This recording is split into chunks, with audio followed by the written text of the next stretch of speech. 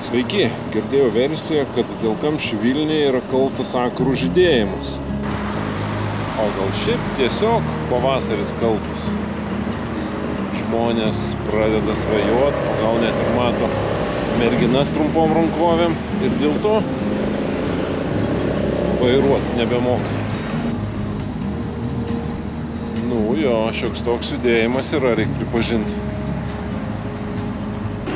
Štai žydinčios sakuros ir daug žmonių po jomis.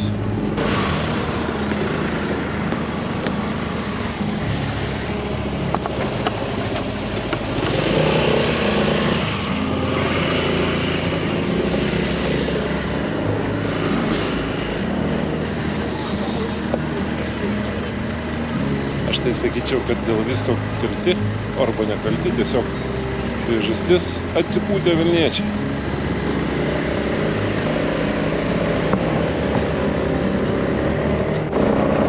Klausykit, o gal dėl kamščių Vilniuje yra kaltos Sacharos dulkės?